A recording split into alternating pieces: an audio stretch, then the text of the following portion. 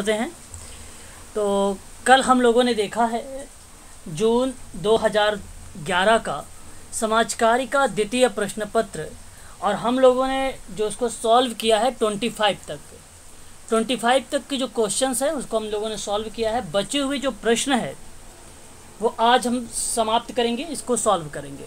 तो question number 26 जून 2010 समाजकारी का ये प्रश्न है, और आज का ये पहला प्रश्न है।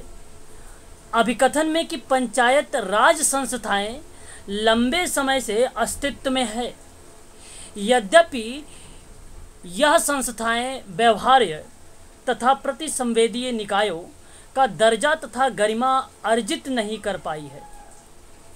क्या अगर हम बात करें आज के समय में संस्थाएं व्यवहार्यता रूप में, प्रतिसंवेदीय निकाय के रूप में उसका जो दर्जा है और जो गरिमा है वो अर्जित नहीं कर पाई है, क्या ऐसी बात अभी भी है पंचायती राज संस्थाएं में? यस या नो में जवाब दीजिए।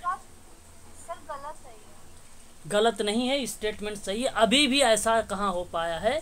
पंचायती राज संस्थाएं लंबे समय से अस्तित्व में है। अगर मैं आपसे बात करूं, आप लोगों ने एक स्टेटमेंट सुना होगा कि जब पंचायत राज स्थापित हो जाएगा तब लोकमत ऐसे भी अनेक काम कर दिखाएगा जो हिंसा कभी नहीं कर सकती है, जो हिंसा कभी नहीं कर सकती है। ऐसा स्टेटमेंट जब आया था तो उनका नाम था महात्मा गांधी। महात्मा गांधी जी ने ऐसे शब्दों को प्रयोग में लाया था पंचायती राज को लेकर। अब पंचायती राज जो संस्था है भारत में ग्रामीण स्थानीय स्वशासन की एक प्रणाली है,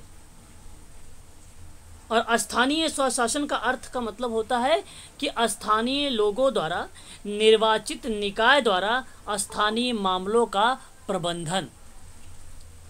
आपको बता दूं कि जब जमीनी स्तर पर लोकतंत्र की स्थापना करने के लिए 73वां संविधान संशोधन था 1992 का, याद है किसी को? और इसी के माध्यम से पंचायती राज संस्था को संवैधानिक स्थिति प्रदान की गई थी। उन्हें देश में ग्रामीण विकास का कार्य सौंपा गया था।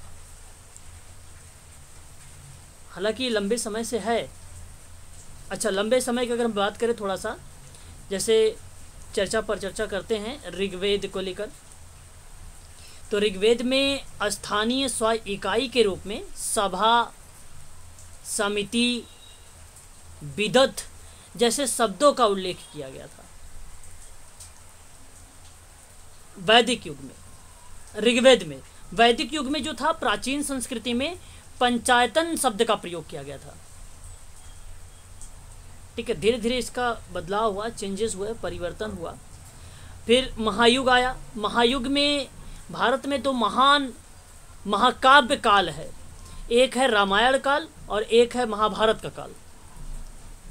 तो रामायण के अध्ययन से संकेत मिला था कि प्रशासन दो भागों में है।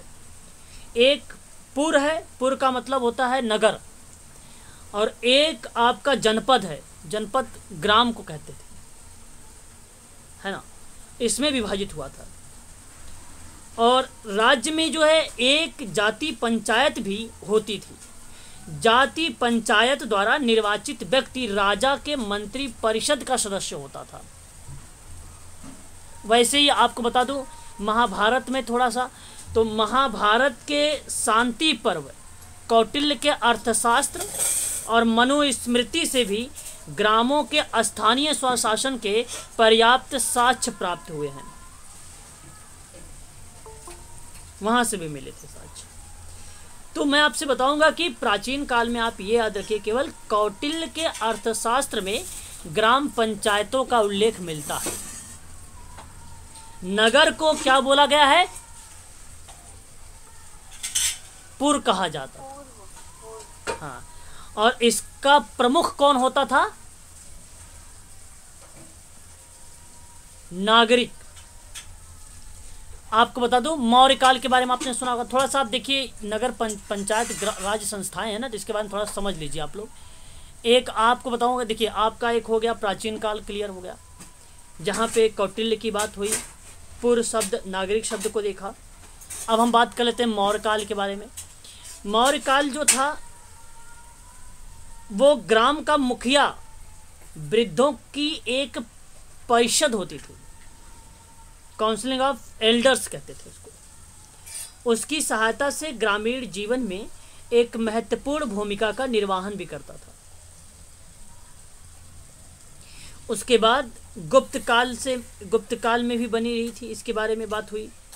उसमें अगर हम बात करें विषमपति और ग्राम के प्रधान को ग्रामपति कहा जाता था, विषमपति जिला के अधिकारी को कहा जाता था गुप्त काल में, ठीक है।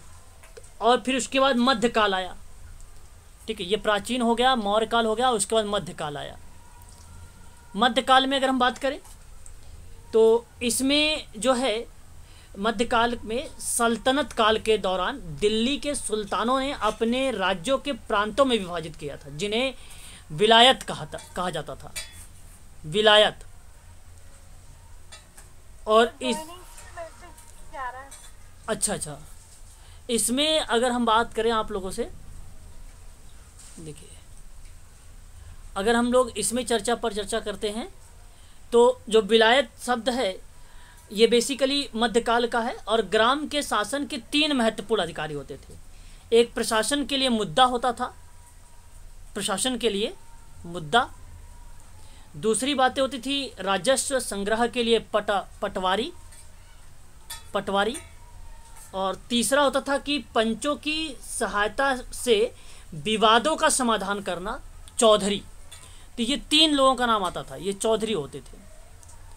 तो जब प्रशासन के संबंध यानी मुद्दा वगैरह कोई होता था तो उसको प्रशासन देखता था। राजस्व संग्रह की बात होती थी, पटवारी काम करता था। किसी जो है विवाद को या समस्या को समाधान करना है तो वो चौधरी करता था। ऐसे 3 चीज़ें मिली थी ग्राम के शासन के दौरान में मध्यकाल में। फिर उसके बाद आया ब्रिटिश काल, ठीक है। याद रखिएगा पंचायती राज से बात कर रहा हूँ आप लोगों से। फिर आया ब्रिटिश काल आया। ब्रिटिश काल में जो है ग्राम पंचायतों का स्वायत्तता समाप्त हो गई थी। 1870 में भारत में प्रतिनिधि स्थानीय संस्थाओं का उद्भव हुआ था। आपको बताऊं 1870 में ही मेयो प्रस्ताव आया था। कब आया था मेयो प्रस्ताव? ये एग्जाम में प्रश्न पूछा भी गया है। मेयो प्रस्ताव कब आता है? तो याद रखिएगा 1870 में, 1870 में। और इसमें शहरी नगरपालिकाओं में निर्वाचित प्रतिनिधियों की अवधारणा को प्रस्तुत किया गया था इस प्रस्ताव में। फिर 1857 का एक विद्रोह हुआ था, क्रांति हुई थी, आपको मालूम है। और मियों के द्वारा जो उठाए गए कदम थे वो लॉर्ड रिपन ने 1882 में, ये प्रश्न एग्जाम में पूछा भी गया है, जो मियों के द्वारा उठाए गए जो कदम थे उन्हीं का अनुसरण करते हुए लॉर्ड रिपन, क्या नाम आता है? लॉर्ड रिपन ने 1882 में, देखिए याद रखिएगा ये कहाँ पे आ रहा है, पंचायती राज में आ रहा है, स्वशासन में आ रहा है। स्थानीय संस्थाओं को उनका अत्यंत आवश्यक लोकतांत्रिक ढांचा बनाया था लॉर्ड रिपन ने 1882 में। ये काफ़ी इंपॉर्टेंट पॉइंट है ये वाला, है ना। मियो प्रस्ताव भी इंपॉर्टेंट है ना, इसको भी ध्यान रखेंगे, ठीक है। तो इसे जो है भारत में स्थानीय स्वशासन का मैग्ना कार्टा कहा जाता है। स्थानीय स्वशासन का क्या कहा जाता है? मैग्ना कार्टा कहा जाता है भारत का, तो इसको भी ध्यान रखिएगा। फिर अब बहुत आया केंद्रीयकरण पर, जो है रॉयल कमीशन आया, उसका गठन हुआ 1907 में आया, 1907 में। और उस समय जो उनकी अध्यक्षता थी उनका नाम था CEH होब हाउस उनका नाम था। और ये होब हाउस जो थे 1907 में, इनका नाम याद रखिएगा, 1907 में जो है केंद्रीकरण पर एक रॉयल कमीशन का गठन किया था, ठीक है। मॉन्टेग्यू जो है चेम्सफोर्ड का सुधार भी हुआ है, जो स्थानीय सरकार के विषय को प्रांतों के अधिकारों के क्षेत्र में हस्तांतरित करता है। तो मॉन्टेग्यू चेम्सफोर्ड सुधार जो है 1919 में, इस चीज़ को आप जो है ध्यान रखिएगा, ठीक है। तो ये थे आप लोगों के लिए थोड़ा सा जो है, मैं आपको एक समिति के बारे में चर्चा कर लेता हूँ, आप लोग उसको थोड़ा सा ध्यान रखिएगा, एग्ज़ाम में हो सकता है आप लोगों से पूछा जाए। अगर आपसे प्रश्न पूछ ले कि लोकतांत्रिक विकेंद्रीकरण की योजना जो है कहाँ से शुरू की गई है, लोकतांत्रिक विकेंद्रीकरण की योजना, तो मैंने आप लोगों से पहले ही बता रखा है, और अभी भी बता देता हूँ, इसको ध्यान रखिएगा। 2 अक्टूबर 1959 से, 2 अक्टूबर 1959 से। और ये स्टार्ट कहाँ से हुआ है? राजस्थान से। आप लोगों ने प्रश्न भी देखा होगा इससे संबंध में कि हाँ हाँ, नागौर भी कह सकते हो। हाँ, तो ये बेसिकली जो है याद रखिएगा, लोकतांत्रिक विकेंद्रीकरण की जो योजना थी शुरुआत हुई थी 2 अक्टूबर 1959 को राजस्थान से। ध्यान रखिएगा सभी लोग, इंपॉर्टेंट चीज़ें हैं आपके लिए ये।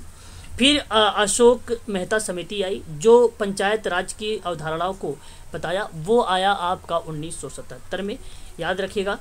और उसमें द्विस्तरीय पंचायत थी, मैंने कल बताया भी था, एक जिला परिषद था, एक मंडल पंचायत था, याद रखिएगा। फिर अगर हम बात करते हैं, भारत सरकार ने विभिन्न प्रकार की समितियों की नियुक्ति किया, जैसे हनुमंत राय समिति आई एक। हनुमंत जो है हनुमंत राय की बात अगर हम करें, राव हनुमंत राव समिति की बात करें तो 1983 में आया था। जी.वी.के. राव समिति आई, वो आई 1985 में। ये समितियां थी पंचायती राज संस्था के लेकर। एल.एम. सिंघवी समिति आई 1986 में, इसको भी ध्यान रखिएगा। केंद्र राज्य संबंधों का सरकारिया आयोग था, याद रखिएगा, ये भी नाम है एक। केंद्र राज्य संबंधों पर सरकारिया आयोग 1988 में आया, ठीक है, 1988 में आया। और पी.के. थुंगन समिति, क्या थी? थुंगन समिति थी पी.के. और ये आई थी 1989 को। और हरलाल सिंह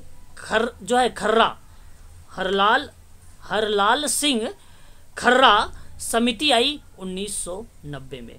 तो इसको आप याद रखिएगा सभी लोग, इम्पोर्टेंट है। जो जी.वी.के. राव की समिति थी 1985 वाली, वो बेसिकली जो है वित्तीय संसाधन से संबंधित थी, वित्तीय संसाधन से संबंधित थी। अगर हम बात करें तो एक उसके बाद था आप लोगों का, सर ये लास्ट वाली बोलना जरा, लास्ट वाली समिति कौन सी थी? हरलाल सिंह खर्रा। तो याद रखिएगा आप सभी लोग, ये भाग 9 में पंचायत को लेकर 73वां संशोधन जोड़ा गया है। और आपका जो है 9 का 1 में नगर पालिका है, 74वां संविधान संशोधन भी किया गया है। तो इसके संबंध में आप लोग जो है ध्यान रखिएगा, काफ़ी इंपॉर्टेंट सवाल है, यहाँ से एग्जाम में प्रश्न जो है आप लोगों से पूछा भी जा सकता है। इंपॉर्टेंट टॉपिक है ये, आपके सिलेबस में मेंशन भी किया गया है। और श्योर है कि यहाँ से एक प्रश्न आप लोगों को अवश्य मिलेगा। मैं इसकी PDF जो है आप लोगों को प्रोवाइड करा दूंगा, ज़्यादा बड़ी नहीं है, 3-4 पेज की है, देख लीजिएगा, सारे फैक्ट से भरे हुए हैं। तो याद रखिएगा इस सारी चीज़ों को। तो यहाँ पे जो पहली पॉइंट थी मैडम, ये सही माना जाएगा कि पंचायती राज संस्थाएं लंबे समय से अस्तित्व में है, यद्यपि यह संस्थाएं व्यवहारता और प्रतिसंवेदी निकायों को दर्जा तथा गरिमा अर्जित नहीं कर पाएगी है। तो ये बात भी सत्य है, ऐसी बात नहीं। अगर ऐसा होता तो फिर पंचायत में क्यों 2 स्तरीय आता, त्रिस्तरीय आता, ठीक है, ये याद रखिएगा। वित्तीय संसाधनों के अभाव तथा अधिकारों के अपर्याप्त अथवा अश्लील हस्तांतरण का कारण है। देखिए, मैंने अभी आप लोगों से एक समिति के बारे में जिक्र किया है, बताइए। हाँ, जे.के. राव, शाबाश, बहुत बढ़िया। तो यहाँ पे जो मैंने इनकी समिति में बताया जी.वी.के. राव के बारे में, कि इन्होंने जिले को योजना की बुनियादी इकाई बनाने के लिए अनुमति चुनाव आयोजित कराने की सिफारिश की, जबकि एल.एम. सिंघवी ने पंचायतों को सशक्त बनाने के लिए संवैधानिक दर्जा प्राप्त किया। और साथ ही साथ जी.वी.के. राव ने अधिक वित्तीय संसाधनों को सौंपने का भी सिफारिश पर चर्चा किया, एल.एम. सिंघवी ने भी और प्लस में जी.के. राव ने भी। तो मैं कहूँगा कि यहाँ पे वित्तीय संसाधनों के अभाव, अब यहाँ पे कोई समिति नहीं दिया गया है। और अधिकारों, जी 73वां संविधान संशोधन पंचायत, अच्छा, यहाँ पे अगर आप बात कर रहे हैं अशोक मेहता का है ना, 73वां संविधान संशोधन की अगर हम बात करते हैं, 1992 का संशोधन है। अब 1992 में जैसे अगर हम बात करें, अशोक एक आपका अशोक मेहता समिति है, ठीक है, ये कोई मेहता का और किसी और मेहता का नाम है सर, वो है बलवंतराव मेहता समिति। किसका? बलवंतराव मेहता समिति। अच्छा, बलवंत राय मेहता समिति, जी सर, अच्छा, है पंचायत से ठीक है। वो जो है बलवंत राय समिति भी जो है ना, वो भी पंचायती राज प्रणाली के निर्माण पर ही आधारित है, ठीक है, वो भी उसी पर आधारित है। बलवंत राय समिति भी, उसकी अध्यक्षता में 1956 में जो है पंचायती राज की व्यवस्था की बात की गई थी 1956 में। अब संशोधन की बात अगर हम करें ना, तो जैसे त्रिस्तरीय हो गया, द्वितीय स्तरीय हो गया, संशोधन जैसे आप देख सकते हैं 1992 में हुआ था। अब 1992 में जो समिति आई होगी उस पर काम कर रही होगी। 1992 के अंतर्गत अगर बात कर रहे हैं, जो समिति आई होगी उस समिति बात करेगी उसमें, ठीक है। तमिलनाडु का बताता पंचायती राज शुरुआत तमिलनाडु से शायद से। तमिलनाडु से शुरुआत इसकी पंचायती राज, क्या नाम है, अच्छा अच्छा अच्छा, चलो कोई बात नहीं, तमिलनाडु भी कर सकते हो, ऐसे कोई दिक्कत नहीं है, ठीक है। लेकिन मैं आपसे कहूँगा कि इतना डीप में जाओ आप। अगर केवल बलवंत राय मेहता समिति के बारे में याद रखना चाहते हैं तो आप त्रिस्तरीय का नाम याद रखो, एक ग्राम पंचायत याद रखो, एक पंचायत समिति याद रखो, एक जिला पंचायत याद रखो। ये 3 शब्द आप याद रखो, ठीक है। उसमें क्या था, स्थानीय सड़क का प्रबंधन करना, गांव और प्रकाश की व्यवस्था करना, गांव में पानी की सुविधा की व्यवस्था करना, साफ सफाई की व्यवस्था करना, गांव में भूमि व्यवस्था की बात करना, ये बलवंत राय समिति के अंतर्गत बात कही गई है। त्रिस्तरीय की बात, हाँ, 3 नाम बताए ना आप लोग को भी, वही 3 नाम याद रखिएगा। तो ये चीज़ें जो है आपको ध्यान रखना है। तो मैं आपसे कहूँगा कि यहाँ पर आप केवल बलवंत राय मेहता जो अशोक मेहता समिति वो याद रखिए, कब संशोधन के माध्यम से जोड़ा गया है इसको, इनको याद रखिए बस। जी,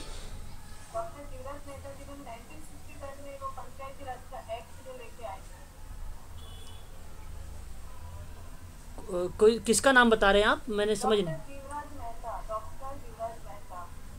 अच्छा, डॉक्टर वीराज मेहता, अच्छा अच्छा अच्छा, चलिए कोई नहीं। डॉक्टर जीवराज मेहता कौन सी समिति लाए थे? उन्होंने 1961 में सर पंचायती राज का जो एक्ट लेके आए थे और उसकी जो शुरुआत हुई थी वो 1963 से हुई। अच्छा अच्छा अच्छा अच्छा, जीवराज मेहता जो है बेसिकली ये भारत के उच्चायुक्त के रूप में काम करते थे, है ना, आपने नाम सुना होगा। हाँ, तो ये बेसिकली जो थे इन्होंने भी राजनीतिक सफ़र में और साथ ही साथ इन्होंने पंचायत को लेकर विभिन्न तरीके की एक्टिविटी किया है। तो आप कह सकते हैं कि इन्होंने कौन सा जो है एक्ट लेकर आए, एक्ट का नाम बताओ। 1961 में पंचायती राज का एक्ट लेके आए थे और 1 अप्रैल को 63 पे उसका अमल हुआ था, जो शुरुआत हुई थी। और ये क्वेश्चन आई थिंक आ चुका है पहले। अच्छा, यूजीसी में, जी सर। अच्छा अच्छा अच्छा, चलो ठीक है, आप भाई याद रख लीजिए, इन्होंने जो बोला है उसको आप नोट कर लीजिए, ठीक है, ठीक है। तो आप यहाँ पे बताइए कारण वाले में, क्वेश्चन नंबर 26 वाले में क्या बता रहा है कि वित्तीय संसाधनों के अभाव और अधिकारों के अपर्याप्त अथवा अश्लील हस्तांतरण का कारण बना है ये, जिसकी वजह से गरिमा अर्जित नहीं कर पाई जा रही है। संस्थाएं व्यवहारता और प्रतिसंवेदी निकायों पर गरिमा और दर्जा नहीं मिल पा रही है। रीजन यही है क्या? सही है सर, सत्य है। हाँ, सत्य सही है सर। आप मुझे जरा बताएं यहाँ पे व्याख्या में, क्या यहाँ पर व्याख्या होगा या नहीं होगा? सर हो रही है ना? बिल्कुल हो रही है। ऑप्शन नंबर आपका पहला सही रहेगा, ऑप्शन ए सही रहेगा 26 का। 27 देखिए, परिणात्मक शोध उपागम में मात्रात्मक रूप में आंकड़ों का सृजन निहित है। प्रश्न आपके सामने है, क्या जो परिणात्मक शोध है उसमें तो गुणात्मक होगा ना, मात्रात्मक कहाँ होंगे भाई? सब परिमाण लिखा है सर। अच्छा अच्छा, परिमाणात्मक, हाँ परिमाणात्मक, हाँ परिमाणात्मक शोध उपागम में मात्रात्मक रूप से आंकड़ों का सृजन निहित है, जिसका औपचारिक और कठोर ढंग से, ठीक यहाँ पे देखिए प्रश्न यहाँ से बना है, यहाँ पे जिसका औपचारिक एवं कठोर ढंग से अनग्न परिमाणात्मक विश्लेषण किया जा सकता है। गलत है भाई, गलत है। कैसे कर सकते हो आप कठोरता में? सर ये वैल्यू विश्लेषण होगा ना, ये सही है सर, क्योंकि जहाँ पे फैक्ट की बात होती है ना, जब संख्यात्मक आंकड़े होते हैं ना, तो फिर उसमें कोई फ्लेक्सिबिलिटी की कोई मतलब ही नहीं होता सर, ये सही है।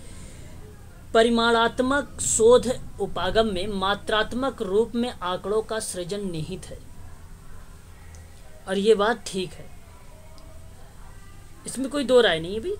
लेकिन आप इस चीज को समझिए कि जिसका औपचारिकता का मतलब होता है भाई एक प्रकार से रूल रेगुलेशंस नियम, कठोर ढंग से अनम्य का मतलब होता है लचीलापन ही ना हो। परिणात्मक विश्लेषण किया जा सकता है। जब कैसे कर सकते हो परिणात्मक विश्लेषण भाई, जहाँ पे लचीलापन होगा ही नहीं जब, तो आप कैसे कर सकते हो? असत्य होगा सर ये। हाँ सर, ये मात्रात्मक वाला कठोर नहीं होगा सर वो। बिल्कुल। देखिए मैं आपसे फिर से रिपीट करना चाहूँगा। होता है ना सर, मात्रात्मक वाले में आंकड़े होते हैं। देखिए ये गुणात्मक होता करते हैं। आप यहाँ पे ये ध्यान रखिए कि जो यहाँ पे ध्यान रखिए आप सभी लोग, जो परिमाणात्मक है, जो परिमाणात्मक जो शोध है, जिसको हम लोग क्या बोलते हैं, क्वांटिटेटिव रिसर्च कहते हैं। क्वांटिटेटिव रिसर्च आपसे क्या बोलता है, आपसे कहता है कि गुणों की बात करता है। सॉरी, क्वांटिटेटिव आपसे संख्या की बात करता है, सॉरी संख्या की बात करता है। किसकी बात करता है? संख्या की बात करता है। तो यहाँ पे जो प्रणाली स्टार्ट होती है वो निगमनात्मक तर्क विधि स्टार्ट होती है यहाँ पे। और ऐसे में हम आप क्या कर सकते हैं, वेरिएबल्स में फेर बदलाव भी कर सकते हैं, जोड़ तोड़ का जो है सिस्टम भी कर सकते हैं। ये बेसिकली निष्कर्षों का सामान्यीकरण होता है, ये सिद्धांतों का परीक्षण करता है, ये आंकिक आंकड़े लाता है, ये बृहद संख्या की बात करता है। ये देखिए, ये व्यक्तिनिष्ठ पर बात नहीं करता, ये वस्तुनिष्ठ पर बात करता है, ये निगमनात्मक तर्क की बात करता है। इसको हम लोग क्या बोलते हैं, परिमाणात्मक शोध कहते हैं। और परिमाणात्मक शोध के अंतर्गत ही हम कुछ स्टडी करते हैं, कुछ रिसर्च भी करते हैं, जैसे एक्सपेरिमेंटल रिसर्च भी कर सकते हैं इसी के अंतर्गत, है ना, एक्सपेरिमेंटल वाला भी, जिसको हम लोग क्या बोलते हैं, प्रयोगात्मक शोध। इसी उपागम का एक रूप है एक्सपेरिमेंटल, ठीक है। और अगर हम बात करें तो एक आप रिसर्च कर सकते हो एक्स पोस्ट फैक्टो रिसर्च की बात भी। एक्स पोस्ट फैक्टो जो रिसर्च है वो भी परिमाणात्मक शोध का ही अंतर्गत आता है। फिर आपने एक नाम सुना होगा कोरिलेशन रिसर्च, जिसको सहसंबंध शोध बोलते हो, वो भी आपका इसी के अंतर्गत शामिल होता है। आपने नाम सुना होगा सर्वे को लेकर, सर्वे कभी कभी आपको आ जाता है डिस्क्रिप्टिव को लेकर भी आता है, सर्वे ही लेकर आता है डिस्क्रिप्टिव को, तो इसलिए आप सर्वेक्षणात्मक भी शोध इसी के अंतर्गत रखेंगे। बस इतनी बातें आप लोगों को यहाँ से ध्यान रखना है। तो मैं आपसे कहूँगा कि ये गलत स्टेटमेंट है, ना कि सत्य स्टेटमेंट है। केवल कठोर और जो अनम्यता शब्द लिखा है, इस वजह से यहाँ पे परिवर्तन देखने को मिला है। अच्छा, अब यहाँ पे बताइए प्रश्न में, क्योंकि इसका संबंध अभिवृत्ति, अब ध्यान समझिएगा, मत व्यवहार और व्यक्तिनिष्ठ मूल्यांकन के साथ होता है। ये तो गलत है सर, गलत है सर।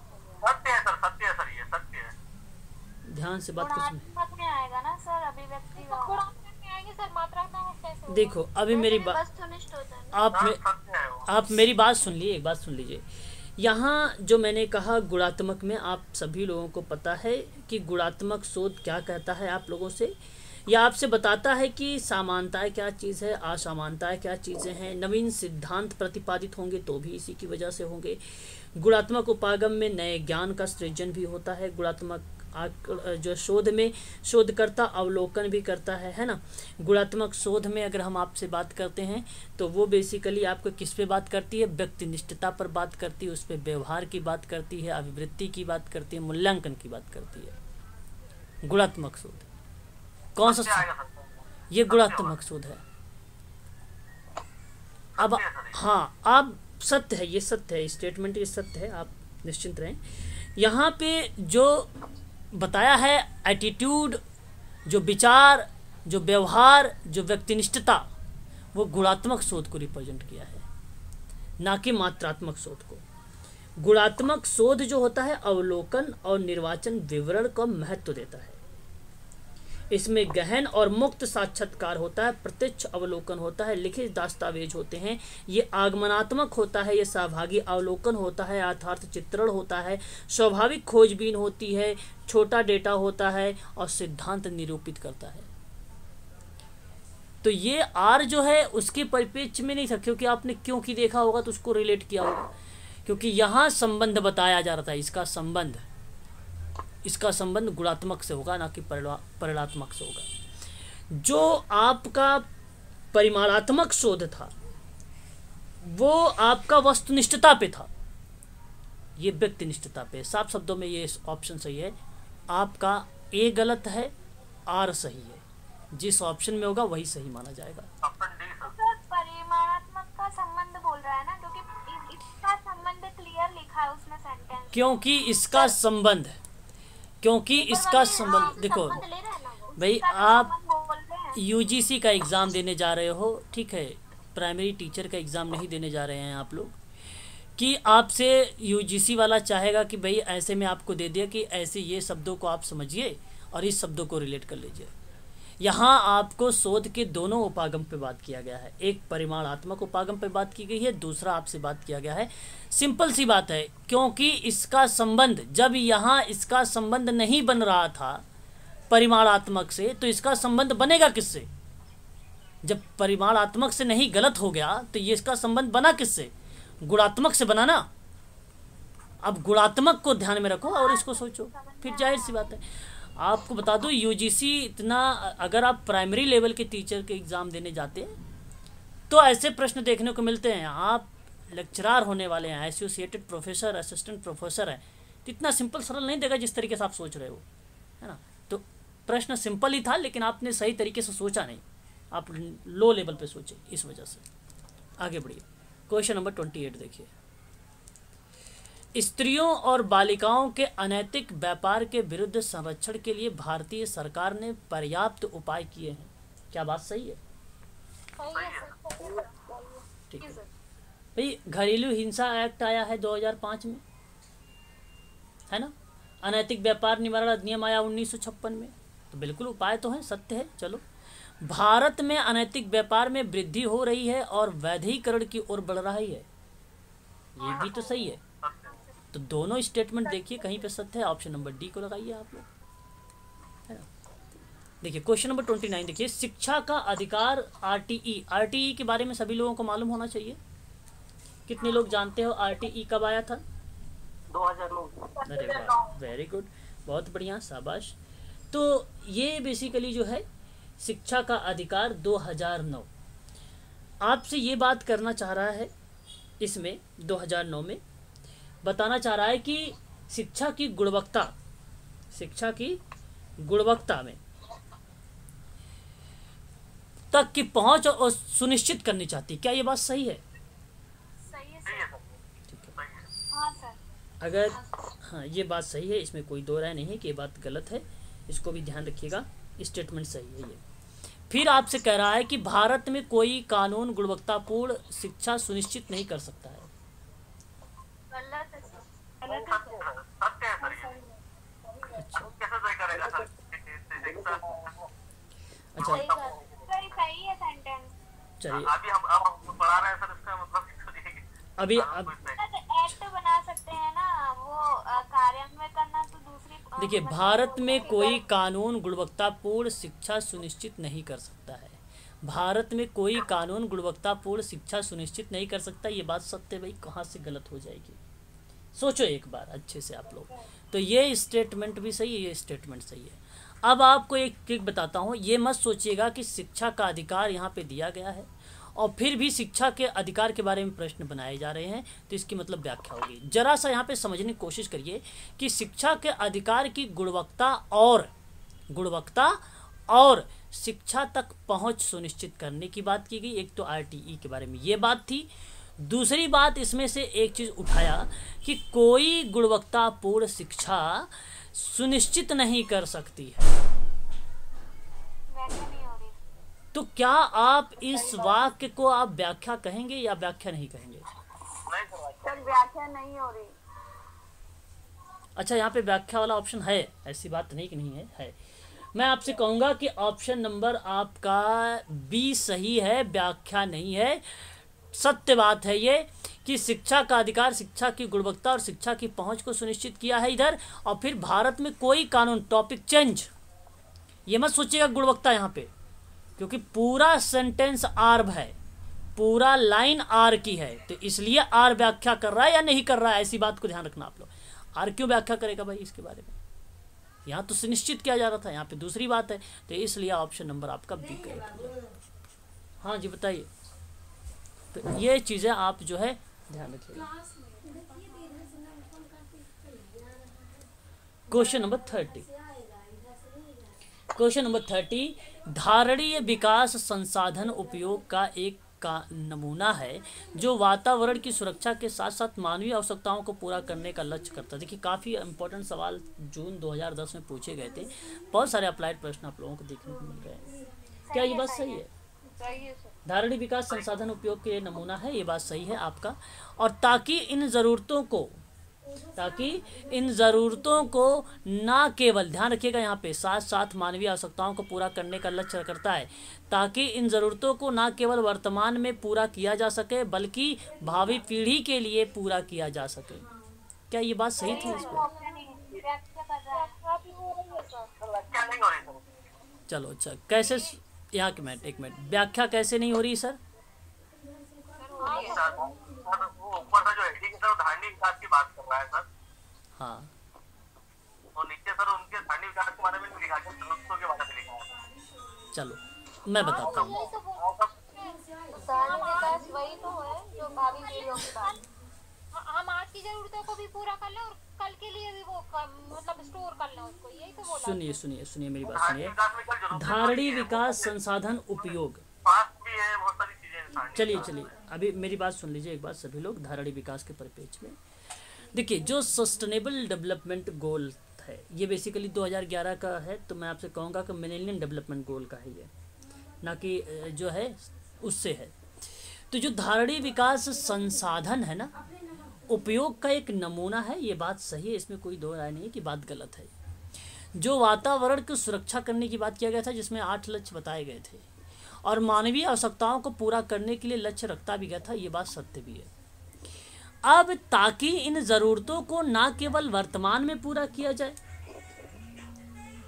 है ना, यहाँ पे आप ध्यान रखें, कह रहा है कि ताकि इन ज़रूरतों को ना केवल वर्तमान में पूरा किया जा सके बल्कि भावी पीढ़ी के लिए भी पूरा किया जा सके। मैं आपसे कहूँगा कि ये स्टेटमेंट सही है, गलत नहीं है। बात है व्याख्या की, तो आपको मैं बता दूं व्याख्या नहीं है। ध्यान सुनिए, यहाँ पे कारण क्या है, रीज़न बताता हूँ मैं आप लोगों को। यहाँ पे पूछा गया है कि जो है धारणीय विकास संसाधन उपयोग का एक नमूना है जो वातावरण की सुरक्षा के साथ साथ मानवीय आवश्यकताओं को पूरा करने की बात कर रहा है। और फिर कह रहा है आपसे कि जब मानवीय आवश्यकताओं को पूरा हो रहा है तो फिर कह रहा है कि वर्तमान में पूरा किया जा सके बल्कि भावी पीढ़ी के लिए भी पूरा किया जा सके। बल्कि भावी पीढ़ी मतलब, भावी पीढ़ी का मतलब क्या होता है? भविष्य, आने वाली पीढ़ी से। हाँ, तो मैं आपसे कहूँ कि ये बात धारणीय विकास अस्थायी विकास के अंतर्गत भावी पीढ़ियों के लिए आवश्यकताओं की पूर्ति करने की क्षमताओं से समझौता किए बिना वर्तमान पीढ़ी की आवश्यकता को पूरा किया जा सकता है। बात समझे मेरी? नहीं समझे फिर से सुनो, मैं आपको बताऊँ WCED, बात को ध्यान सुनिएगा आप सभी लोग।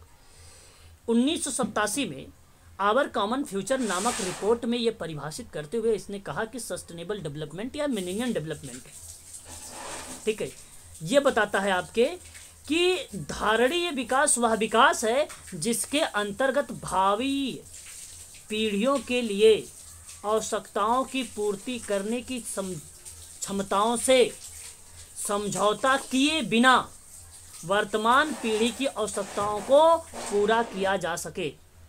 तो पर्यावरण सुरक्षा के बिना विकास को सतत नहीं किया जा सकता है। और यहाँ बात है स्टोर करने की, अगर आप कह रहे हैं तो अगर स्टोर करने के लिए था, अगर इम्प्रूव हो सकता था तो फिर अगला गोल क्यों बनाना? किसी में आपने देखा होगा कि 2.5 अचीवमेंट हुआ, 3 का रखा गया था, 2.5 हुआ, 5 3 नहीं हुआ। तो इसके लिए इन्होंने दूसरा बनाया सस्टेनेबल, तो फिर दूसरा एक्टिविटी आएगी, दूसरी गतिविधि चलेगी मानव के परिप्रेक्ष्य में। तो मानवों के आवश्यकताओं को पूर्ति करने का लक्ष्य, ठीक है, वर्तमान की सुरक्षा के साथ साथ मानवीय आवश्यकताओं को पूरा करने का लक्ष्य, ठीक है, भावी पीढ़ी के लिए पूरा किया जा सकता है। तो ये आपको मैं बता दूं गलत जवाब ऑप्शन यहाँ पे सस्टेनेबल डेवलपमेंट के अकॉर्डिंग। ये देखो फैक्ट पर आधारित है धारणी विकास या सॉरी मिलेनियम डेवलपमेंट गोल। मतलब ही यही होता है ना कि सर हम आपकी जरूरतों को भी पूरा कर लें और करके भी ये भी सोचना चाहिए मतलब सर आपके हिसाब से क्या होगी इसकी व्याख्या, आपके हिसाब से क्या लिखा होता तो सही होता, वो बता दीजिए तो अंतर स्पष्ट हो जाएगा। देखिए अगर मैं आपसे बताऊं यहाँ पे आपको मैं बताता हूँ, देखो लिखने का मतलब यहाँ पे ये होना चाहिए था इसको कि धारणी विकास के प्रति पूर्ण समर्थन व्यक्त करे, और पूर्ण समर्थन के साथ साथ अगर मैं आपसे बात करूं आवश्यकताओं की पूर्ति करने की क्षमताओं से समझौता किए बिना ठीक है वर्तमान पीढ़ी की आवश्यकता को पूरा किया जा सके। वर्तमान पीढ़ी की आवश्यकता, अब यहाँ ऊपर लाइन में इसको लिखना चाहिए था कि मानवीय आवश्यकताओं को पूरा करने का लक्ष्य जो है आवश्यकताओं की पूर्ति करने की क्षमताओं से समझौते किए बिना वर्तमान पीढ़ी की आवश्यकता को पूरा करता है। तो वर्तमान पीढ़ी की जब आवश्यकता का पूरा करता है तो आर जो है भावी पीढ़ी को व्याख्या कर देगा। आर जो भावी पीढ़ी है और भावी पीढ़ी जो है उसकी व्याख्या कर देगा। WCED टोटली मिला जुला के WCED की बात है। लक्ष्य की बात कर रहा है, वहाँ पे अगर वो कार्य करने की बात करता है तो हो जाता है ना। बिल्कुल, मैं कह रहा हूँ कि केवल आप एक बात सुनिए, समझ लीजिए, आवर कॉमन फ्यूचर की रिपोर्ट, जितने लोगों को आवर कॉमन फ्यूचर की रिपोर्ट मालूम है वही इस सवाल को सही कर पाएंगे। ये बात है 1987 की आवर कॉमन फ्यूचर की रिपोर्ट। और फ्यूचर की रिपोर्ट में एक बार आपसे बोल देता हूँ, अगर लिखना है तो लिख दीजिए। कहता है कि धारणी विकास वह विकास है, धारणी विकास वह विकास है जिसके अंतर्गत भावी पीढ़ियों के लिए आवश्यकताओं की पूर्ति, भावी पीढ़ियों के लिए आवश्यकताओं की पूर्ति करने की क्षमताओं से समझौता किए बिना वर्तमान पीढ़ी की आवश्यकताओं को पूरा किया जा सकता है या किया जाता है। बस इतनी बात अगर क्लियर है तो आप यहाँ पे ऐसे सवाल को लगा लेंगे। व्याख्या नहीं है, इसने ज़रूरतों को ना केवल वर्तमान में पूरा किया जा सके बल्कि भावी पीढ़ी में किया जा सके। ये तो गलत बात है, ये गलत हो जाएगा। आपका व्याख्या नहीं, ऑप्शन नंबर बी करेक्ट हो जाएगा। क्वेश्चन नंबर आगे अगर हम बात करेंगे, आपको सही क्रम लगाना है 31 का, और सही क्रम वैयक्तिक अध्ययन होता है, पूर्वानुमान होता है, निदान होता है, उपचार होता है। ऑप्शन नंबर पहला ही सही रहेगा आपका, है ना। ये बात आप ध्यान रखिएगा सभी लोग। उसके बाद अगर हम बात करें संचार में संप्रेषण को लेकर, क्वेश्चन नंबर 2021 जब मैं करवा रहा था वहाँ पर बताया है, तो प्रक्रिया आप मुझे ज़रा बताएं कि प्रेषक होना चाहिए, माध्यम होना चाहिए, प्रापक होना चाहिए, प्रतिपुष्टि होना चाहिए। क्या ऑप्शन सी सही नहीं है? अच्छा, बीच का एनकोडिंग वगैरह संकेतक वगैरह क्या कर दिया है, स्किप कर दिया है सर। अध्ययन बाद में, अध्ययन के बाद आएगा ना पूर्वानुमान, सी कैसे सही होगा? अध्ययन के बाद पूर्वानुमान तो आएगा, और क्या? सर ऑप्शन फिर से बताइए सर। नहीं सर, सी नहीं है सही।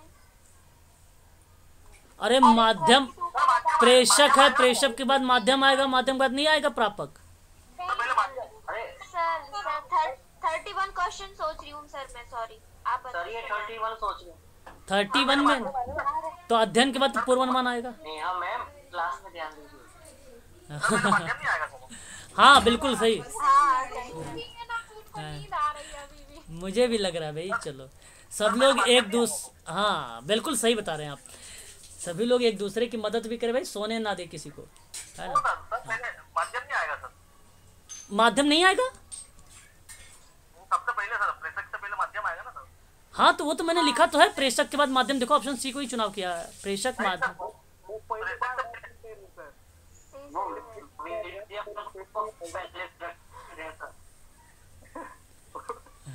अरे भाई क्लास ले लो अच्छे से। सही तो है सर, पहले सेंटर आएगा फिर मीडियम आएगा फिर उसके बाद तो सर वो आएगा। तो वही तो बता तो रहा हूँ मैं, वही ये बोल रहे हैं वो कि पहले माध्यम आएगा फिर सेंटर आएगा। विजय सर को विजय सर माध्यम पहले नहीं आएगा, गलत है ये, गलत। हाँ माध्यम पहले, हाँ माध्यम नहीं आएगा पहले। क्वेश्चन देखिए। सर ये हाँ, सब कुछ जानते हैं। सर ये एक्चुअली इनका भी कहना ठीक है, क्योंकि आजकल गूगल मिक्स है ना, पहले मीडियम आता है ना, जैसे गूगल। अच्छा अच्छा, नहीं भाई देखो, थोड़ा सा थ्योरिकल आधार पे चलिए, आप सभी लोग प्रैक्टिकल भी देखो, थ्योरिकल भी देखो, दोनों लेके चलो, लेकिन अच्छी बात है। लेकिन ये सारा ये सार्वभौमिक सत्य है ना, कि पहले प्रेषक आता है, फिर रिकॉर्डिंग आती है, फिर मीडियम आता है, फिर रिकॉर्डिंग आता है, फिर रिसीवर आता है, ठीक है, फिर फीडबैक होता है। ये सार्वभौमिक सत्य है। बाल विकास के दौरान में सीखने की अवस्थाओं के अनुक्रम बताइए जरा। देखो, सीखने की अवस्थाओं की बात कर रहे हैं, मैं आपको बता दूं, कॉग्निटिव पहला आता है। Option B. कॉग्निटिव में अगर हम बात करते हैं, ध्यान रखिएगा, कॉग्निटिव जो है ये बाल केंद्रित को रिप्रेजेंट करने वाली क्रियाविधि होती है ना, और ये जीन पियाजे का है। सीखने का सबसे बढ़िया सिस्टम इसी ने बताया था, जीन पियाजे ने। और फिर उसके बाद अनुदेशन का मतलब जानते हो क्या होता है? अनुदेशन का मतलब होता है instructions, very very most important. ये सीटेट में कई बार प्रश्न आया हुआ है। अनुदेशन, अनुदेशन स्कीनर का नाम आता है, अनुदेशन, इंस्ट्रक्शंस बोलते हैं इसको। फिर अंतरजात योग्यता, इसको इनेट जो है एबिलिटी बोला जाता है, इनेट एबिलिटी बोला जाता है इसको। उसके बाद आता है, फिर उसके बाद संवेदी और गत्यात्मक कौशल आते हैं, जिसको सेंसरी एंड मोटर स्किल कहते हैं। सबसे बढ़िया आपका जो है बच्चे में अगर जो सीखता है ना, वो ऑप्शन बी से सीखता है, बी से आता, ठीक है, याद रखिएगा, B option is the right answer हो जाएगा। यहाँ पे बाल विकास की बात हम कर रहे हैं। शिक्षण के स्तर से भी मैच कर रहे हैं। हाँ, शोध के आंकड़ा में देखिए, रिसर्च में कह रहा है कि क्रम बताइए आप लोग जरा। अब वो भी क्रम किसका है? संशोध जो है संसाधित का है, संसाधित का है ना। क्वेश्चन नंबर कौन सा है? 34। आप देखिए 31 छूट गया है सर, क्वेश्चन 31 छूट गया अपना सर। 31 नहीं छूटा है, 31 देखो ना। ऑप्शन ए है उसका आंसर। हाँ, केस स्टडी है जो है, उसके बाद प्रोग्नोसिस जिसको पूर्वानुमान कहते हैं, फिर डायग्नोसिस, फिर ट्रीटमेंट।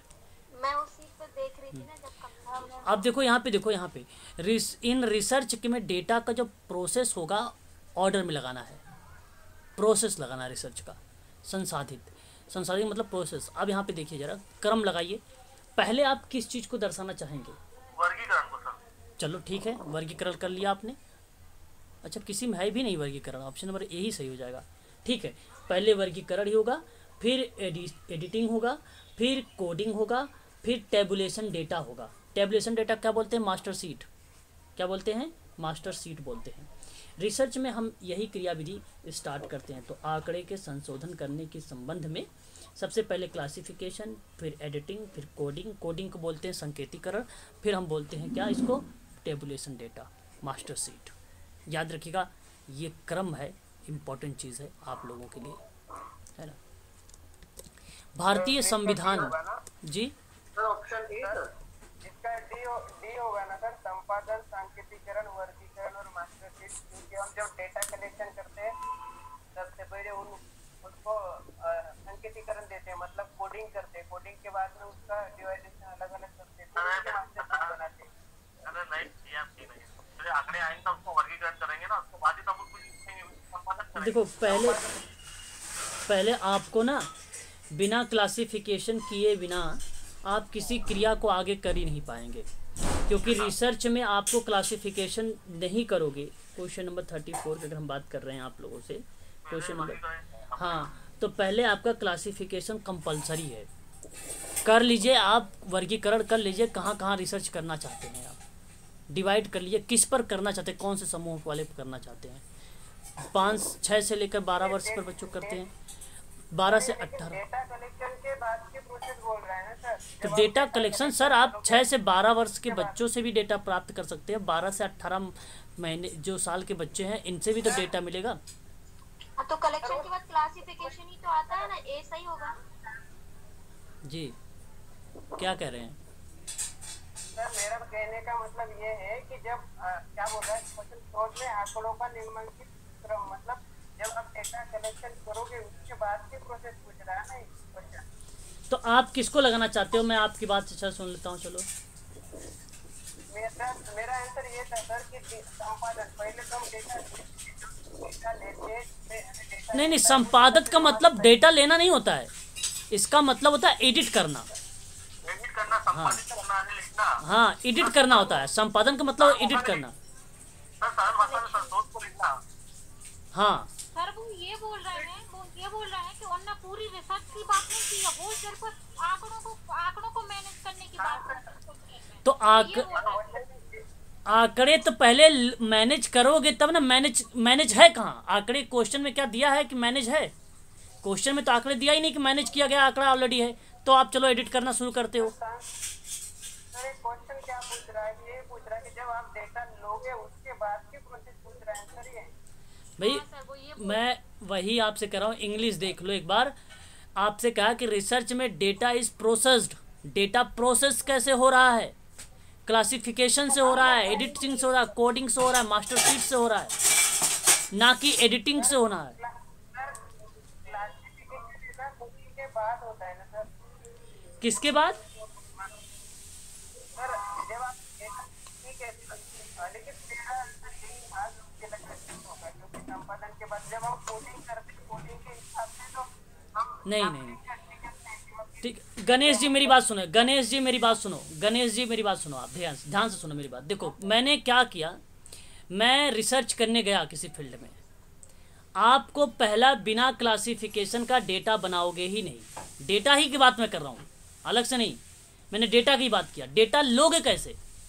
कोई तो आधार होगा, बिना आधार के डेटा तो लोगे नहीं। आपने जिले में करना है सर मैं बताता हूँ सर, किसी जिले में करना है, जिले के ऊपर सत्यापन है। हाँ, उस जिले में कौन से ब्लॉक में करेंगे, उस ब्लॉक में कौन सी ग्राम पंचायत में करेंगे, कितने लोगों का आंकड़ा लेंगे, 3 परिवार चयन करेंगे, 3 परिवार लगे ना सर, वो डेटा मेथड होगी, वो अलग है। सैंपलिंग आप किस हिसाब से ले रहे हो वो अलग चीज है। ये डेटा लेने के बाद की प्रोसेस पूछ रहा है सर। वर्गीकरण करेंगे ना उसके बाद मेरे साथ। आफ्टर नहीं, डेटा लेने के बाद का प्रोसेस नहीं है, डेटा इज प्रोसेस है। आपके डेटा लेना है, आपको डेटा ले रहे हैं सर आप। अगर डेटा लेने के बाद का भी है तो सबसे पहले तो क्लासिफिकेशन ही तो करेंगे। पहले नहीं, data डेटा को लेने के बाद देखो, डेटा लेने के बाद क्लासिफिकेशन नहीं होगा, एडिटिंग होगा, क्योंकि डेटा आपके ऑलरेडी आपके पास आ चुका है। वही तो डेटा लेने के बाद की बात, लेकिन क्वेश्चन डेटा लेने के बाद है ही नहीं ना गणेश जी। आप क्यों बार बार वही कर रहे हैं? डेटा लेने के बाद का क्वेश्चन है ही नहीं। तब वहाँ पे क्लासिफिकेशन नहीं रहेगा। वहाँ पे क्लासिफिकेशन आपका हटेगा भी। और यहाँ पे कोडिंग की जगह मैं आपको बता दूँ, आपका जो टेबुलेशन वैल्यू होता है और कैलकुलेशन वैल्यू होता है वो ऑप्शन में आएगा। फिर कैलकुलेशन वैल्यू, टेबुलेशन वैल्यू आएगा, तब आपको पास वो निकालना पड़ता है। टेबुलेशन वैल्यू, कैलकुलेशन वैल्यू, तो वो निकालना पड़ेगा। मैं आपसे कहूँगा, मैं सही बता रहा हूँ आपको, ऑप्शन ए करेक्ट है। मैं जो है इसका जो है यूजीसी ने भी इसका ऑप्शन ए ही माना है, डी नहीं माना है, इसलिए आप कंफ्यूज मत होइए। मैं आपको बता देता हूँ कि जैसे इन्होंने एक ज़िले का नाम लिया, ब्लॉक का नाम लिया, ग्राम का नाम लिया, फिर उसके बाद वो ग्राम के अंदर भी गांव गए, गांव के अंदर गांव के अंदर जो है परिवार में गए, परिवार के अंदर एक बच्चे पर या एक व्यक्ति पर काम कर रहे हैं। तो इस तरीके का डेटा के क्रम चला है, सीक्वेंस, यही क्लासिफिकेशन हुआ है। अब जाके आप यहाँ पे डेटा मिल गया आपको। अब यहाँ पे इसका जो है क्या करेंगे, एडिट करेंगे। आप एडिट करने का मतलब आप क्या उसको पढ़ाना चाहते हैं, क्या उसको बताना चाहते हैं, वो एडिट करेंगे। फिर आप वहाँ पे कोडिंग करेंगे। कोडिंग के बाद आपने वहाँ पे जो लक्ष्य की तरफ गए हैं, गोल की तरफ गए हैं, वही मास्टर शीट के अंदर टेबुलेशन वैल्यू के अंदर आपने देखने को मिला है। टेबुलेशन वैल्यू या आप कह लें मास्टर शीट, जिस पे आपने गोल पर काम किया। तो ये चीज़ें है ना, सरल है। ऑप्शन आपका पहला ही सही है। डी पे आप कंफ्यूज मत होइए, तर्क मत दीजिएगा। तर्क देने पर ऐसे भी क्वेश्चन गलत हो जाते हैं। प्रोसेस आपके पास जो है डेटा लेने की बात है, ना कि डेटा ऑलरेडी क्वेश्चन में है। क्वेश्चन बहुत सरल था। भारतीय संविधान में की गई घोषणाओं का सही अनुक्रम बताइए जरा। घोषणा सर बी।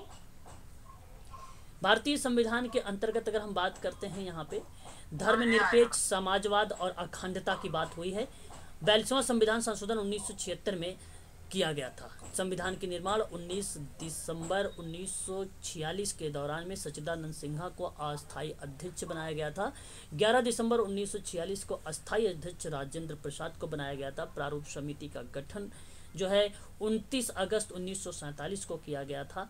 याद रखिएगा, ये सारे फैक्ट हैं आपके लिए। तो मैं आपसे कहूँगा कि समाजवाद, धर्मनिरपेक्ष, प्रजातांत्रिक, गणतंत्र, ये शब्द जहाँ पे मिले उससे पहले सर्वसत्तात्मक आएगा। सर्वसत्तात्मक मतलब सर्वाधिकारवाद बोलते हैं इसको। सर्वसत्तात्मक का मतलब क्या बोलते हैं? संप्रभुत्व। नहीं नहीं नहीं, सर्वाधिकारवाद कहा जाता है इसको। सर्वसत्ता, सत्ता मतलब अधिकार, सर्व मतलब सर्व, तो सर्व, हाँ अधिकारवाद, हाँ फिर उसके बाद समाजवाद, फिर धर्मनिरपेक्ष, फिर उसके बाद अखंडता, मतलब यहाँ पे जो प्रजातांत्रिक अखंडता का रूप आ गई, फिर गणतंत्र आ गया। आपका ऑप्शन नंबर यहाँ पे सही हो जाएगा, पहला वाला ही सही जवाब। भारतीय संविधान में दी गई घोषणाओं का यही क्रम सही है।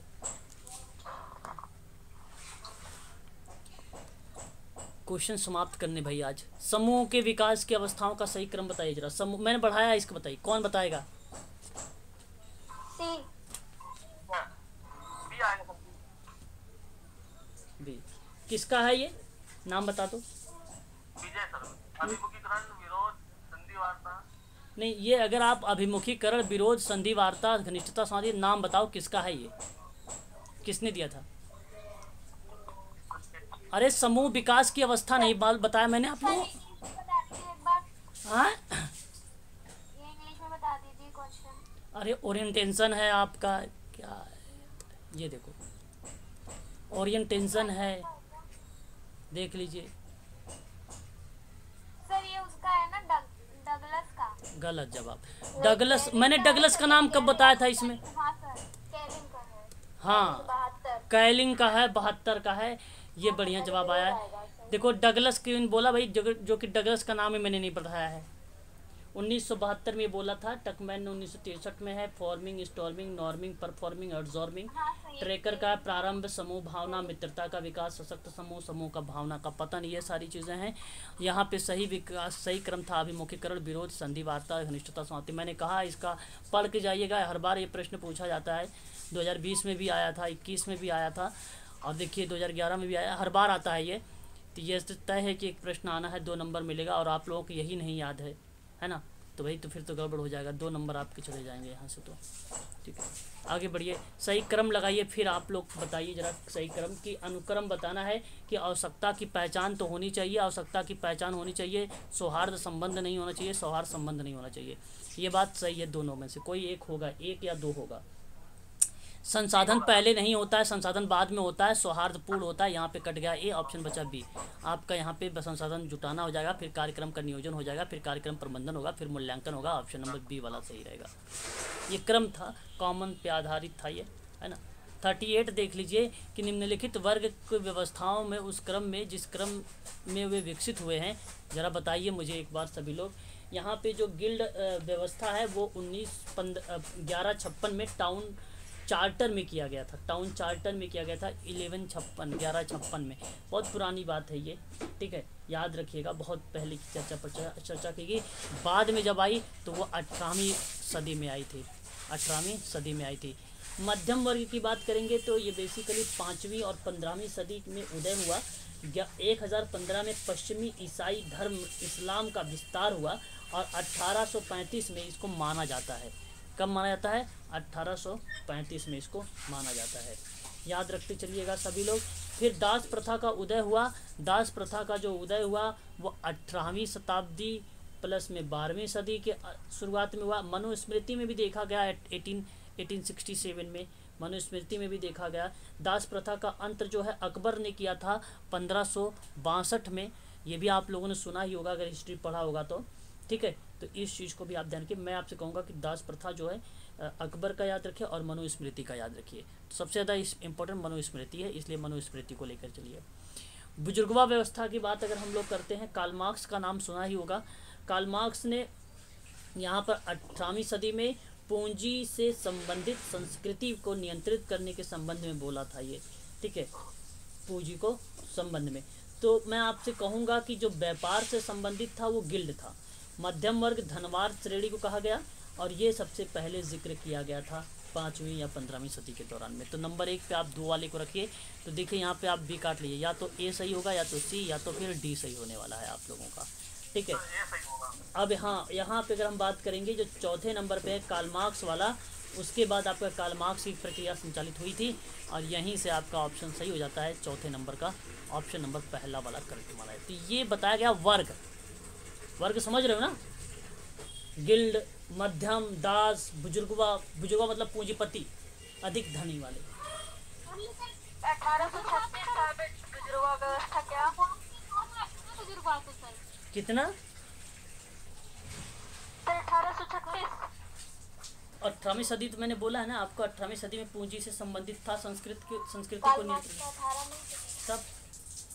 तो सही तो है, कहाँ गलत है? आपने क्या लिखा है? 18 किसका 18? वो अकबर का दास अकबर का है। अकबर ने 1562 में दास प्रथा को अंत किया था। उसका उद्भव की बात करते हैं, चर्चा पर चर्चा, तो वो जाहिर सी बात है दास प्रथा आई 18वीं 12वीं सदी के दौरान में हुआ था, मनुस्मृति में देखा गया था। उदय पूछा था, लेकिन मेरी बात सुनिए ना सर। सुनाओ। कार्ल मार्क्स ने तो सर दास प्रथा की पहले बात की और बुजुर्गा वर्ग की तो बाद में बात की है ना, पूंजीपति तो बाद में आएगा, अरे दास प्रथा पहले आएगा। कार्ल मार्क्स ने ऐसा बोला। तो कार्ल मार्क्स का दास प्रथा थोड़ी यहाँ पे चल रही है, यहाँ पे आपको क्रम दशाना पहले है ना सर?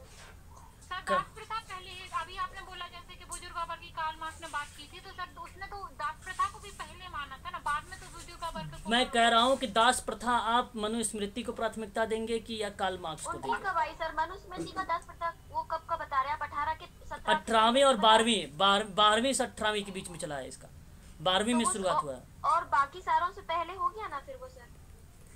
अरे ऐसे में मैंने कहा कि भाई ऐसी सदियों में उसका उदय हुआ, तो इसका मतलब थोड़ी हुआ कि अगर मैंने अभी बोला आप लोगों से 5वीं सदी के दौरान में मध्यम वर्ग आया, 15वीं वर्ग में मध्यम वर्ग आया, फिर 1015 में पश्चिमी में ईसाई धर्म में चला, लेकिन हमें बात करना 1835 के अकॉर्डिंग। ठीक है, यहाँ आप वर्ग की व्यवस्था क्रम में बताऊँ, सबसे पहले जो आया था वो मध्यम वर्ग आया था। मैं एक एक करके लिखवा देता हूँ, लिख लो, बड़े तेज है ही हो आप लोग, है ना, कहीं गड़बड़ कर जाओगे तो फिर हो जाएगा कांड। अच्छे से समझो, अच्छे से। सबसे पहले आया मध्यम वर्ग। मध्यम वर्ग का जो जिक्र किया गया वो जिक्र किया गया 1835 में। मध्यम वर्ग कब आया? 1835 में आया। उसके बाद आपका आया कार्ल मार्क्स का। कार्ल मार्क्स ने जैसे 1835 में इसने किया, तो उसके बाद 1836 के समथिंग में जो है, अगर हम बात करते हैं बुजुर्गवाद कब आया था, किसी को मालूम है? बुजुर्गवाद को क्या बोलते हैं? सर्वहारा वर्ग। हाँ, सर्वहारा वर्ग कार्ल मार्क्स का है ना। अब ये जो सर्वहारा वर्ग है कार्ल मार्क्स का, 1818 और 1883 के दौरान में ये क्रिया प्रतिक्रिया उनकी चली थी। अब मैं एग्जैक्ट वर्ष बता रहा हूँ आपको सर्वहारा को लेकर, इसको आप ध्यान से सुन लीजिए। सर्वहारा का इन्होंने जो है दो प्राकृतिक दर्शनों पर शोध करके एक उपाधि की एक्टिविटी की थी, जिसका नाम था, आप यहाँ पे लिख लीजिए बुजुर्गा वर्ग में, ठीक है। एक नाम था एपिक्यूरस बुजुर्गवा व्यवस्था में, और एक था दिमाक्रिटस, ठीक है। और इनमें जो है प्राकृतिक दर्शन पर शोध करके एक प्रबंध लिखकर डायरेक्टर की उपाधि प्राप्त की थी, और उस समय इन्होंने पूंजीपतियों पर जो है बल दिया था, पूंजीपतियों पर इन्होंने बल दिया था। तो पूंजीवाद, इस चीज़ को आप ध्यान रखिएगा, अर्थशास्त्र की रचना में इन्होंने बताया भी।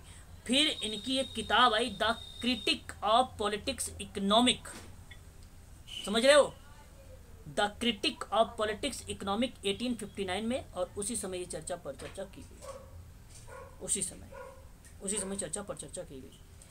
फिर अगर हम बात करें 1859, फिर उसके बाद आपका आता है गिल्ड व्यवस्था। फिर उसके बाद आपका क्या आता है? गिल्ड व्यवस्था। गिल्ड सिस्टम क्या होता है, किसी को मालूम है? कौन सी?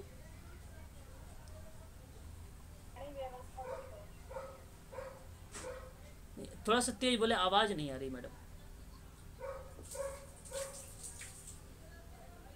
नहीं पता, चलो देखो, ये जो एक, देखो, हाँ हाँ बोलिए।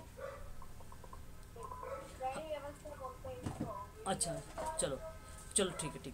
तो ये जो अगर हम बात करते हैं यहाँ पे गिल्ड व्यवस्था को लेकर, तो गिल्ड व्यवस्था हालांकि चर्चा पर चर्चा 14वीं-15वीं शताब्दी में किया गया था। 14वीं-15वीं शताब्दी में ये किया गया था, गिल्ड व्यवस्था के बारे में चर्चा पर चर्चा हुई थी। लेकिन अब आप ये मत सोच लीजिए कि 14वीं 15वीं शताब्दी के लगे, क्योंकि वहाँ पे जो कारीगर थे, जो व्यापारियों का संघ था, जो किसी विशेष क्षेत्र में शिल्प और व्यापार के अभ्यास की देख रेख की बात की गई थी, यानी श्रेणी की बात हुई थी। किसकी बात की गई थी? श्रेणी की बात की गई थी। ठीक है, यहाँ पे किसकी बात हुई थी? श्रेणी की बात हुई। अब हम अगर बात करें गिल्ड में, तो यहाँ पे गिल्ड सिस्टम जो था पूंजीपतियों के द्वारा लाया गया था, ट्रेड यूनियन के द्वारा से लाया गया था, ट्रेड यूनियन के द्वारा से लाया गया था। तो यहाँ पर आप जो वर्ष है इसको आप लिखना है, तो अब वर्ष को भी लिख लीजिए, post classic guild. Post classic guild, जो प्रारंभिक सामंतवादी समुदायों में गिल्ड शब्दों को कैथोलिक पादरियों द्वारा जो है संयोजित किया गया था, संयोजित किया गया था। ठीक है, वह वर्ष आप लिख लीजिए 1871। 1871। ठीक है, ओल्सन ने इसी चीज को फिर बताया था 1982 में। आपको नाम सुना होगा, मैंने पढ़ाया था ऑप्शन में एक बार ओल्सन के बारे में। ओल्सन ने भी कब चर्चा इसका किया था? 1982 में, लेकिन इसका नहीं, उदय की बात पूछा था क्रम के रूप में, तो आप लगाइए 1871। दास में अगर आप चाहते हो उनकी तरफ, किसकी तरफ? कार्ल मार्क्स की तरफ, तो आपके सामने एक ऑप्शन आता है 1867 का। 1867 का दास कैपिटल के बारे में बात किया गया, परंतु ये किताब थी उनकी किताब थी, जहाँ पे इन्होंने दास कैपिटल में लिखा था कि पूंजी जो शीर्षक है उसके बारे में चर्चा किया इन्होंने। एंजल्स एक विद्वान है, उन्होंने बताया कि श्रमिक और जो मालिक है, जो एक प्रकार का नौकर या दास या मालिक, उसके बीच में संघर्ष होता है, तो उसी के आधार पे वर्ग संघर्ष का सिद्धांत भी दास कैपिटल के माध्यम से इन्होंने दिया था। तो मैं आपसे कहूँगा कि अगर यहाँ पे इस तरीके से समझना, तो आप इसी तरीके से भी समझ सकते हो कि दास कैपिटल का उदय जो है 1867 में। ठीक है, और यदि आप सोचते हैं मनुस्मृति के बारे में, मनुस्मृति के बारे में, तो 12वीं से लेकर 18वीं सदी के बीच में मनुस्मृति को देखा गया है। मनुस्मृति के बारे में चर्चा किया गया है, ये मनुस्मृति किताब में है। और यदि आप कार्ल मार्क्स की बात करते हैं तो 1867 में दास प्रथा को अगर अंत करने की बात होती है, बात देखो तो वो बहुत पहले की बात है, 1562 में ही अकबर ने उसको समाप्त कर दिया, फिर आ गया, है ना। तो इस तरीके से आप लगाइए, क्वेश्चन नंबर आपका पहला वाला जो हो जाएगा ऑप्शन सही मान लिया जाएगा। ठीक है, आगे बढ़िए। 39 में जो है थर्स्टीन बेबलेन की मैंने बताया भी है। थर्स्टीन बेबलेन जो है विलासिता समूह के सिद्धांत की बात करेंगे, डॉक्टर भीमराव अंबेडकर की बात करेंगे तो संवैधानिक उपचारों के अधिकार की बात करते हैं, जॉर्ज हसन की अगर हम लोग बात करते हैं तो ये असामाजिक समूह की बात करते हैं, इन ग्रुप की बात करेंगे, निर्जाति केंद्रीकरण की बात होती है। तो यहाँ पे सही जवाब हो जाएगा ऑप्शन नंबर पहला वाला करेक्ट हो जाएगा। बात करेंगे अगर हम लोग, यहाँ पे कुछ विद्वान हैं, कुछ किताबें दी गई हैं ढाडेकर वीएम के बारे में। ढाडेकर वीएम जो है बेसिकली पॉवर्टी इन इंडिया पर चर्चा किया है इन्होंने, और गाग्रेट केडी गाग्रेट के बारे में मैंने आप लोगों से चर्चा भी किया है, बताया भी है। तो dimension of social work in India की बात आ जाती है इनकी में, और गौड़ एमएस की बात अगर हम लोग यहाँ पे करते हैं तो इनकी चर्चा हो जाती है, some aspect of social development in India की बात हो जाएगी। खिदुका एसके की अगर हम लोग बात करेंगे तो इनका नाम सोशल वर्क इन इंडिया मिल जाएगा। ठीक है, इस चीज़ को आप ध्यान रखिए, काफ़ी इंपॉर्टेंट सवाल है, हो सकता है आप लोगों से ये भी प्रश्न पूछ ले। ठीक है, ऑप्शन हाँ एमएस गोरे, वही गौड़ गौरे वही है। ठीक है, तो यहाँ पे ऑप्शन में कौन चला जाएगा? Third, option number C. Option number C correct हो जाएगा, यहाँ पे C is the right answer.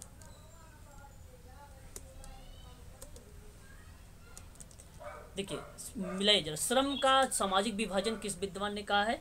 41 आपके सामने, तो आपको मालूम है इस्माइल दुर्खिम ने किया है। सामाजिक प्रक्रिया की बात करेंगे तो सीएच कोले ने कहा है। सामाजिक परिवर्तन की बात करेंगे अकबर ने। सामाजिक वर्ग के बारे में टीएच मार्शल ने। ऑप्शन नंबर अगर हम बात करेंगे यहाँ पे तो 1 2 3 ऑप्शन नंबर बी करेक्ट हो जाएगा। ठीक है, यहाँ पर बी वाला सही हो जाएगा। क्वेश्चन नंबर नेक्स्ट बात करेंगे, एक तरफ अवस्था है दूसरी तरफ कार्य है। मैंने आपको पढ़ाया था, उस समय बताया भी था कौन कौन सी अवस्था किससे मैच करती है ना। तो आप लोग ध्यान रखिएगा। तो यहाँ जो है ध्यान रखने वाली बात आपके लिए ये है कि मुखावस्था जो है मैच करेगी पहल, शक्ति एवं अपराध से, गुदावस्था मैच करेगी आपकी स्वायत्तता वर्सेस लज्जा से, लिंगी अवस्था मैच करेगी आपकी किससे? सर नहीं, गलत है सर। मुखावस्था विश्वास बनाम अविश्वास से करेंगे। हाँ मुखावस्था पहले ही से ठीक ठीक ठीक ठीक ठीक ठीक ठीक ठीक ठीक। गुदावस्था पहल बनाम अपराध बोध हो जाएगा, गुदावस्था स्वायत्तता बनाम लज्जा हो जाएगा, लिंगी अवस्था जो हो जाएगा ये पहला अवस्था नहीं इससे सर, भी है। सर नहीं सर, सुस्तुता अवस्था गुदावस्था तो ये आएगी ना सर। क्या? सर गुदावस्था ये आएगा सर, पहल बनाम अपराध। नहीं नहीं नहीं नहीं नहीं नहीं, लैंगिक वाला वो हो जाएगा। हाँ ठीक है ठीक है। और ये आपका हो जाएगा फिर उद्योग बनाम ये वाला। ये सही है सर, ये सही मिला है, अब सही मिला है। ठीक है, ये सही मिला है। जरा देखो, तो डी में आएगा ऑप्शन सर शायद। हाँ डी सही है। देखो हस्तांतरण किसको कहेंगे? हस्तांतरण किसको कहेंगे? हस्तांतरण किसको कहेंगे? मन चिकित्सा, पैरोल, पैरोल अपराध शास्त्र में आता है। सांस्कृतिक विलंबना, कल्चर लैग, कल्चरल लेग समाज शास्त्र में आता है। किसकी किताब है? किसकी किताब है? आगवर्ण की है सर। आदेश विधि है। Very good. चलो इतना लेट मत बोला करो, तुरंत बोल दिया करो। ऑप्शन नंबर सी सही है। 44 बताओ। मॉडल है, मनोसामाजिक मॉडल किसने दिया है? वर्जाइना रॉबिसन देर का है। देखो वर्जीनिया रॉबिन्सन है सर। एक मिनट, अच्छा छोड़ो इसको अभी, प्रकार्यवाद ले लेते हो। प्रकार्यवाद किसने दिया है? गार्टन हेमिल्टन ले लो। व्यवहार परिवर्तन किसने आ जाएगा? मॉडिफिकेशन थॉमस कर लो। थॉमस। कार्य केंद्रित किसको आया? William read, William read. Task central ना, टास्क सेंट्रल मॉडल। बचा कौन? कौन बचा था? हाँ तो यही हो जाएगा फिर, वर्जाइना का नाम आ जाएगा। ठीक है, ऑप्शन नंबर कौन सा सही गया है? ये वाला सही हो जाएगा। लास्ट क्वेश्चन है, 5 क्वेश्चन होंगे आपके, वो आप लोग करके लाइएगा उसे। ठीक है, थर्ड वाला देखिए, यहाँ पे केंद्रीय प्रवृत्ति का माप किससे मैच करेगा? हाँ माध्यिका से। बिखराव, नहीं सर, नहीं सर। हाँ हाँ। चतुर्थक से आएगा ना सर। सीमा का दायरा हो जाएगा बिखराव। सर केंद्रीय दर्शन। प्रवृत्ति का माप चतुर्थक से आएगा ना। नहीं नहीं नहीं नहीं सर, केंद्रीय प्रवृत्ति का माप आपका चतुर्थांश कैसे हो सकता है? आपका माध्यिका ही होगा, माध्यिका ही होगा। हाँ इसी वैषम्य में हो जाए जो स्केनेश, वैषम्य में जो आपको रिप्रेजेंट करेगा वो चतुर्थांक करता है, वो कुकुत्ता वगैरह चतुर्थांक में आता है। ठीक है, और संबंध जो होता है वो प्रतिश्रेण आता है, प्रतिश्रेण आ जाता है। ठीक है, 1 का 3, ऑप्शन नंबर सी है, सी करेक्ट हो जाएगा। देखिए गद्यांश से एक बार आप लोग क्वेश्चन पढ़िएगा फिर आंसर दीजिएगा। ठीक है ना, करके बताइएगा। शाम वाली क्लास में 5 मैं बताऊंगा फिर आप लोगों को इसका उत्तर वहीं पे। ठीक है, चलो यहाँ पे नीचे उत्तर मिल जाएंगे आप लोगों को। ठीक है, देख लेना एक बार। PDF पहुँच गई आप लोगों के पास? नहीं पहुंची सर। व्हाट्सएप कौन से क्वेश्चन में थे हम लोग बता रहे थे आप लोग? वो गणेश जी किस में बता रहे थे? क्वेश्चन नंबर कौन सा था वो? रिसर्च वाला था सर। हाँ रिसर्च। कौन सा कलेक्शन क्लासिफिकेशन। कौन सा क्वेश्चन था? नंबर बताओ क्वेश्चन का, याद है? 34 का ए है। ओके, 34 का ए हमने शायद ए ही तो लगाया था। 34 हाँ ए ही लगाया था। हाँ 34 ए सही है सर। ठीक है, 34 ए सही है। 32 35 देख लेते हैं, बार कंफर्म कर लेते हैं। अरे कहाँ चला जाता है ये? 30 31 34 ये रहा ना, ये थोड़ा साइड में, ये रहा, यही सही है, ये सही है 34। चलो आज के लिए इतना ही है ना।